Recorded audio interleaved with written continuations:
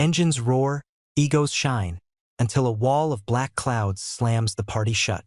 When the town's flashiest drivers stall, one ridiculed veteran rumbles forward in a rusty rig older than their pride. Will Millridge survive the perfect storm, or drown in its own vanity? In the town of Millridge, nothing mattered more than image.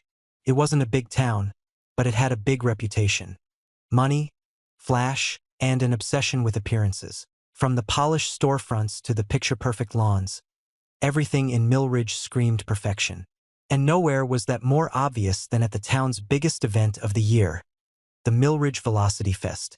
By noon, the streets pulsed with the roar of revving engines. Candy-colored Ferraris, custom Lamborghinis, and muscle cars with chrome so bright they could blind you were lined up in perfect rows. Their owners strutted around like peacocks. Men with gelled hair and designer sunglasses, women in heels too high for the cracked sidewalks, and photographers chasing the next viral post. In the middle of it all stood Jared Cole. 38, Jared was everything Millridge loved.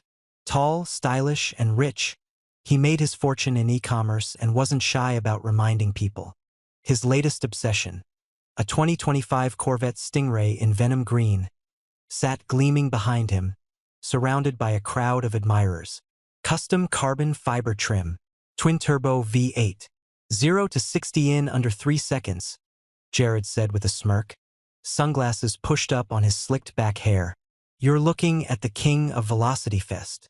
Until next year, someone joked. Nope, this one's not getting dethroned, Jared replied, tapping the hood like he was patting a trophy. Let's be honest, no one's bringing heat like this. But then the crowd grew quiet. A deep, rattling engine rumble echoed from the far end of the street, low and powerful like thunder on the horizon. Heads turned, and then it came into view. A massive, weathered Kenworth W900. Its paint faded to a dusty red, chrome dull from age. It groaned like a beast, every movement slow but sure. Behind the wheel sat George Holloway, a man most had forgotten or chosen to ignore. He was in his 70s, face lined with time, eyes hidden under the brim of a worn trucker cap. His denim jacket had patches from places no one in Millridge could pronounce, and on the bumper of his truck, barely visible under years of grime, was an old military insignia. George parked off to the side, near the diner, and stepped out with the quiet stiffness of a man who'd carried too many years on his back. He didn't look at the crowd. Someone laughed. Look, it's Grandpa Slowway, bringing that antique to a sports car show again. Should have left that thing in a museum, another added. Jared grinned. Don't worry. One of these days, that rust bucket's gonna fall apart just pulling into town. George didn't respond. He just walked into the diner like he did every afternoon. Slow, steady, and silent. Inside, the air was warm and filled with the smell of bacon and fresh coffee. Lucy Bennett, the owner, looked up from behind the counter and smiled. Hey, George. Usual? George gave a quiet nod. Thanks, Lucy. She poured him a black coffee and slid over a fresh slice of apple pie. On the house. You don't have to do that, George said, but his tone was soft. I want to, she replied. Besides, it's nice having someone in here who doesn't talk about torque and paint jobs all day. In the corner booth, Tommy, a 12-year-old with big glasses and a bigger curiosity, stared at George's truck through the diner window like it was a dragon from a storybook. Is it true your truck's been to other countries? Tommy asked suddenly. George looked over, surprised. Something like that. Were you in the army? There was a pause. George took a sip of coffee, then gave a small nod. A long time ago. Tommy's eyes widened. Cool. George gave the faintest of smiles. It was more than anyone else had seen in weeks. Outside, the party was ramping up. Jared fired up his Corvette, revving it loud enough to shake the diner windows. People cheered. Music blared from wireless speakers. Champagne bottles popped on car hoods. But while the town celebrated, George stared at the sky. Dark clouds were crawling in from the west, heavy and low. The air smelled different, sharp, electric. He squinted, instinct prickling the back of his neck. After decades on the road and even more in combat zones, George had learned to trust that feeling. He stood up, thanked Lucy, and headed for the sheriff's office. Inside, Sheriff Dale Carter was leaning back in his chair, watching the street cameras with a bag of chips in hand. When George knocked, Dale waved him in. "What's up, George?" "Storm's coming. Big one." Dale chuckled. "I saw the forecast. Just a thunderstorm. You know how the news hypes these things." George shook his head. "This one's different. Roads'll flood. You need to shut the festival down." Dale sighed. "George, come on. You want me to cancel Millridge's biggest event because the clouds look funny?" George didn't argue. He simply turned and walked out. Back outside, Jared and his friends were racing up and down Main Street, their engines screaming through puddles forming on the asphalt. A few shop owners were starting to look nervous as wind picked up and leaves scattered like confetti. But no one listened to the quiet old man with the rusted truck and tired eyes. And as the storm rolled closer, George climbed back into his Kenworth and waited, because somewhere deep down, he knew his time was coming. Not to prove himself, but to remind them who he really was. The sky over Millridge had turned an eerie gray, like a storm cloud that forgot how to let go. By late afternoon, the sunlight had vanished behind a thick ceiling of clouds, and the town glowed in a strange, yellowish hue. The kind of light that made animals restless and quieted children without anyone knowing why. Inside the Velocity Fest grounds, however, none of that mattered. Jared Cole was holding court on the main stage, a pop-up platform draped in banners, lights, and a dozen sponsor logos. People gathered with plastic cups of beer and high-end coffee, listening as Jared joked about his car's price tag and posed for photos with fans. "Everybody say 0 to 60. Jared laughed, striking a pose next to his car as camera flashes sparked. The music was loud. The exhaust fumes were thicker than the clouds. And no one seemed to care that the wind had started to howl. At the edge of the crowd, Lucy Bennett stood with her arms crossed, eyes flicking toward the sky. She wasn't smiling. Neither was Sheriff Dale Carter, who stood nearby, chewing on a toothpick and checking the weather app on his phone for the third time in 10 minutes. "Still says 20% chance of rain," he muttered. Lucy shook her head. "That's not just rain, Dale. Look at that sky." "You sound like George," he said with a chuckle. "Old man's been warning people about the end of the world since I took this job." She turned to him, serious. "George has been right more times than I can count." Dale sighed, glancing toward the festival stage where Jared was revving his engine again. "If I shut this thing down without hard proof, the mayor'll skin me alive." Just then, a cold gust of wind swept through the street, strong enough to knock over a signboard and send a vendor's umbrella tumbling. People laughed nervously. Some looked up at the sky. Still, the music didn't stop. At the edge of town, George Holloway was fueling up his Kenworth at the old diesel pump behind the post office. He moved methodically, checking the tires, tightening straps on the cargo bed, glancing at the clouds every few seconds. His truck was ready. He wasn't sure what would happen exactly, but years on the road had taught him how fast things could turn. And the smell in the air, the way the wind moved in bursts, it felt like the kind of storm that caught people off guard. The kind that changed everything in a blink. As he finished tightening a strap, Tommy came running up, jacket flapping, cheeks red from the wind. "Mr. Holloway," he called, breathing hard. "Everyone's still at the festival. My mom said we should leave, but the roads are packed." George crouched to Tommy's level. "Your mom's right. You stick with her, understand? Don't let her try the back road. It floods first. Stay on Main until I say otherwise." Tommy nodded, wide-eyed. "Are you leaving?" George looked up at the sky again. "Not yet. I've got something to do first." With that, he climbed into his truck and drove toward the town square. Back at the festival, a light rain had started to fall, fat drops smacking onto windshields and expensive car wax. Jared threw on a bomber jacket and waved for attention. "Little drizzle never stopped a real driver," he shouted. "Come on, let's do the street run before the weather gets boring." "Yeah," someone yelled, already unlocking their doors. Engines fired up.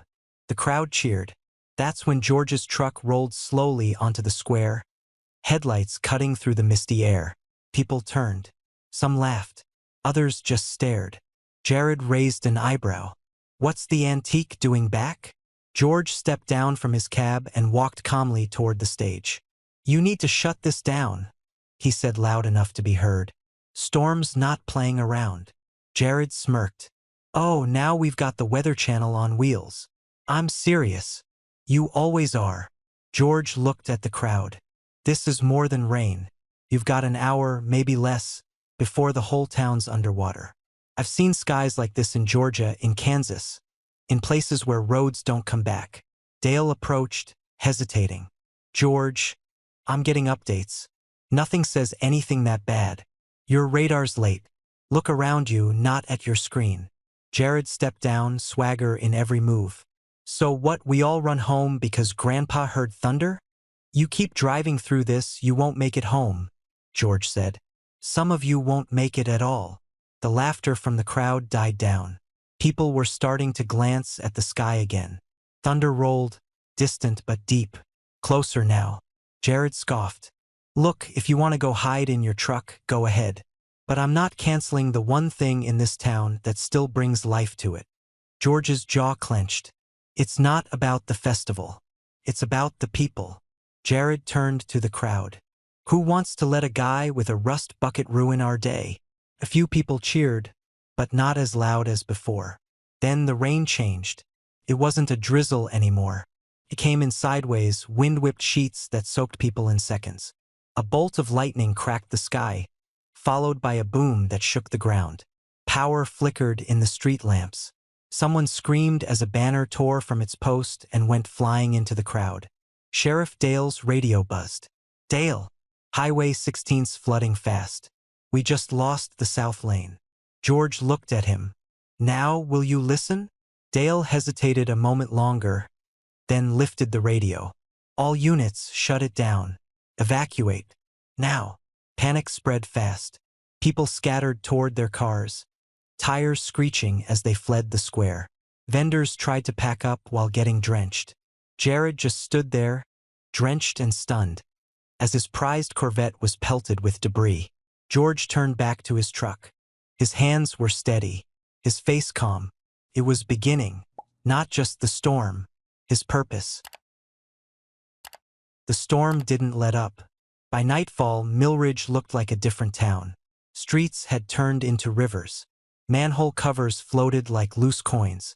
Trash cans and patio chairs rushed down sidewalks like toys. The festival stage had collapsed. What was once a celebration had become a mess of flashing lights and soaked shoes. Across town, in the dim office above his auto shop, Jared Cole sat on an overturned crate, rainwater still dripping from his sleeves. On his phone, he watched a short video that had just gone viral. Footage taken by a rescue worker earlier that evening, showing George Holloway's battered Kenworth grinding its way up a flooded service road, headlights slicing through sheets of rain. Jared had laughed at that old truck 100 times. But now, watching it fight through the storm, he felt something different. Regret, maybe even shame. He let the video end, screen fading to black, and shoved the phone into his pocket. Sitting still suddenly felt worse than the storm itself. George Holloway's truck, now calm, was parked safely in the Public Works lot near the flooded bridge. Inside, George changed into dry clothes and sipped black coffee from an old thermos. His eyes were fixed on the map spread across the dash, and his radio buzzed every few minutes with updates. People had started calling him the trucker who saved that family. The video of the rescue had already made it to the news. But George didn't care. He didn't do it for the attention. He did it because it needed to be done. Still, one call haunted him. A panicked voice had come in from the ridge. Someone trapped in a delivery van with a fuel tank trailer. They'd taken a shortcut to avoid festival traffic hours ago and ended up stranded on an old service road, surrounded by rising water. No emergency crews could reach them in time. The caller's name was Corey Grant, a 22-year-old rookie driver doing a late-night run. He was scared. "Please," he'd said on the radio, "I can't move the truck. The current's too strong." I don't want to die out here. George looked at the map again. That road, it wasn't marked anymore. Hadn't been maintained for years. Steep cliffs, tight bends, and no guardrails. Only a fool would take a rig up there during a storm. But George knew it. He'd driven it back when it was still in use. He knew the weight of the curves and how the tires behaved in the mud. He reached for the mic. "This is Holloway. I'm heading up." The dispatch crackled. "George, wait. That road's not passable. It's dangerous." He stared out at the dark horizon. Rain tapped gently on the windshield now, softer but heavier somehow. "Then I'll bring the ghost with me." He turned the ignition. The engine growled to life, deep and steady, like an old warhorse ready for one last fight. The climb was brutal. Mud splashed against the fenders. The road twisted tighter with every mile. Fallen branches scraped the sides of the truck. In some parts, the water reached the top of the tires. But George kept going, hands firm, eyes sharp. Halfway up, he saw Corey's trailer, tilted sideways, caught between two rocks, headlights barely visible. George parked uphill, grabbed his harness, and started down on foot. Corey was in the cab, shivering. "Sir?" he called out when he saw George. "Is that really you?" George nodded. "We've got minutes, not hours. Let's get you out." "But the truck. My boss said I had to protect the load. It's diesel. If it spills—" George raised a hand. "You can't protect a load if you're dead. Come on." Corey hesitated, then nodded. The two fought the current together, George guiding him through the rising water like a lifeguard in a flood. Every step was a battle. Rocks shifted under their feet. Cold water soaked their clothes and pulled at their legs. Halfway to safety, the trailer groaned. Then came the sound no trucker ever wants to hear: metal tearing. The rig shifted behind them, dragging part of the road with it. A wheel came loose and spun down the hill, splashing into the river below. George shoved Corey forward. "Move!" They reached the ridge just as the trailer broke loose completely, sliding off the edge with a deafening crash. The explosion never came, thank God, but the fireball of fear still sat in Corey's chest. They collapsed on the gravel, coughing and soaked, but alive. George helped him up, patting him on the back. "You held on. That's all that matters." Corey looked at him through wide eyes. "Why would you do this? You don't even know me." George stared into the dark, toward the place where the trailer had vanished. "Because years ago, no one came for me when I called. I swore if I ever had the chance, I'd never let someone face that kind of night alone." By sunrise, the storm had passed. Trees were down. Power lines snapped. The streets were filled with mud. But the people of Millridge were alive. And stories were already spreading about the old trucker who defied the storm, ignored the critics, and pulled a rookie from the edge of death. Jared Cole stood outside his soaked garage, staring at the ruined cars. He didn't say a word. He just watched as George Holloway's rig rolled slowly back into town, scratched, muddy, but proud. The storm had passed, but the silence it left behind felt heavier than the rain ever did. The town of Millridge was bruised. Streets were covered in thick mud. Cars sat tilted in ditches. Storefronts had shattered windows and water lines halfway up the glass. Families stood outside their homes, holding wet photo albums and broken furniture, unsure what to do next. But somewhere between the wreckage and the rising light, something else had started to grow. A quiet kind of hope. In the early morning hours, George Holloway stood beside his truck in the middle of Main Street. His boots were soaked, and his jacket clung to him like it had melted into his skin. But he didn't care. He was watching the townspeople come together, piece by piece, like scattered bricks finding their wall again. A group of teens passed buckets of water from the flooded library. An elderly couple handed out sandwiches from a cooler in the back of their car. Volunteers used ropes to pull a half-submerged pickup out of a gas station lot. George leaned against the hood of his rig, sipping the last of his coffee. The same old thermos, the same old black brew, but it had never tasted more right. Across the street, Jared Cole approached. He was still wearing his oil-stained garage uniform, though it was now covered in dirt and mud. He looked tired, more emotionally than physically, but his steps were steady. He stopped in front of George. "I saw the video," Jared said. "That rescue." George nodded. "Wasn't planning on being filmed." Jared chuckled, just a little. "You were always like that. Quiet. Kept your head down. I used to think it was pride. Maybe I was wrong." There was a long pause between them, filled only by the distant sound of chainsaws clearing a fallen tree. Jared looked around. "This town. We almost lost it." George looked him in the eye. "We still could, if we don't rebuild it together." Jared scratched his chin, then did something unexpected. He reached out his hand. "I was wrong about you, George. About a lot of things." George stared at it for a moment, then took it. Their handshake was firm, not just polite, honest. Like two men shaking off a decade of misunderstanding. Later that morning, George helped unload supplies at the church shelter. Canned goods, bottled water, blankets. He didn't talk much, but people came up to him one by one, just to say thank you or to ask if he was really the one in the rescue video. He nodded, smiled, shrugged it off.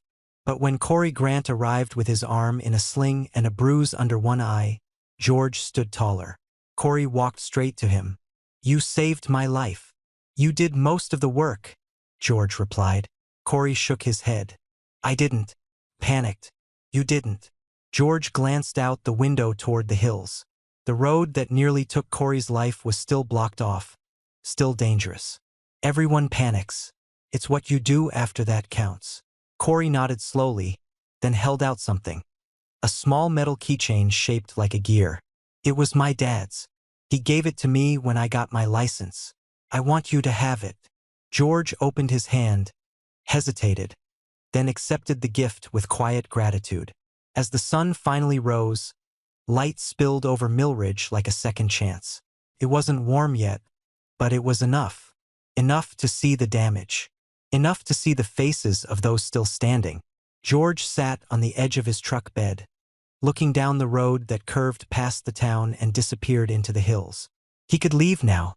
He'd done what he came to do, paid his old debts, made peace with the people, reclaimed some part of himself that had been lost on the highways. But he didn't start the engine, because sometimes the road doesn't call you away. Sometimes it calls you to stay. And George Holloway thought, maybe it was time to build something, right here, before the next sunrise. Millridge learned the hard way that true horsepower lives in courage, not chrome. What would you have done if the lives of your harshest critics depended on you? Let us know below. And if this journey moved you, hit like, share the ride, and subscribe to embrace the journey for more powerful stories. See you in the next video.